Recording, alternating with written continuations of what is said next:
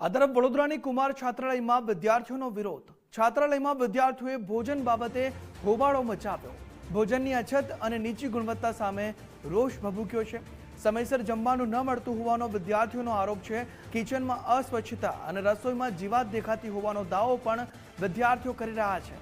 પૂર્વ મેયર નિલેશ રાઠોડે સ્થળ પર પહોંચીને નિરીક્ષણ કર્યું. વિદ્યાર્થીઓની સમસ્યાનો તાત્કાલિક ઉકેલ લાવવા ઉગ્ર માંગ કરવામાં આવી છે અને તેના કારણે જ વિદ્યાર્થીઓએ આ વિરોધ નોંધાવ્યો છે.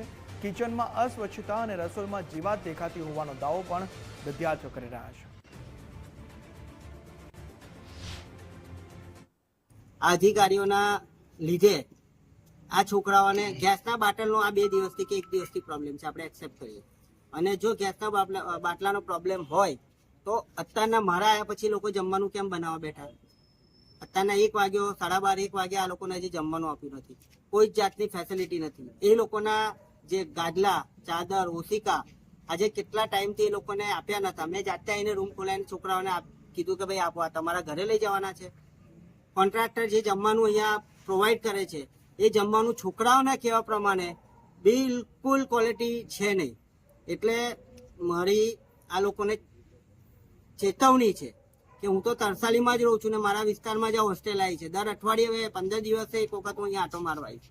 અને જે કંઈ બી અત્યાર સુધીનું થયું છે એની તમામ રજૂઆત હું અમારા શહેરના જે મંત્રી છે મનીષાબેન વકીલ એમને ચોક્કસ આ છોકરાઓને લઈને જઈને કહીશ કે ગવર્મેન્ટ જ્યારે આટલી ફેસિલિટી આપતી હોય, આટલા રૂપિયા ખર્ચતી હોય છોકરાઓને ભણાવવા માટે, છોકરાઓને રહેવા માટે, તો અધિકારીઓ અને કોન્ટ્રાક્ટરના પાપે જે આ છોકરાઓએ ભોગવવું પડ્યું છે એની રજૂઆત 100% કરવામાં. કે એ પહેલા પણ ગેસનો બોટલ હતા તોય છતાં જમવાનું સારું નહોતું.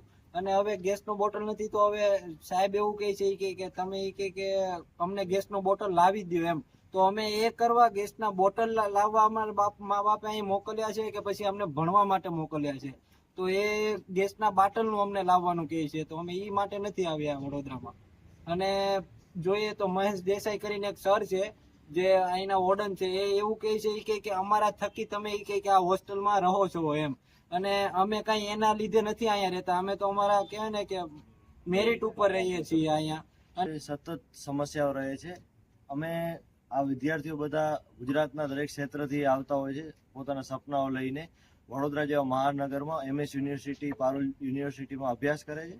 અને મૂળભૂત જે પ્રાથમિક જે અમારી સુવિધાઓ છે એ જ ક્યાંક ને ક્યાંક પૂરી નથી થતી. જેમ કે જમવાનું રહ્યું, સિક્યુરિટી રહીથી લઈને મેનેજમેન્ટ, સફાઈ લઈ, જમવામાં એકદમ કોઈ જાતનું હાઇજીન મેન્ટેન થતું નથી. જમવાની ક્વોલિટી સતત બહુ ખરાબ હોય છે અને છોકરાઓને ક્યાંક ને ક્યાંક બહાર જ જમવું પડે છે. અહીંયા જમવા લાયક જમવાનું હોતું નથી.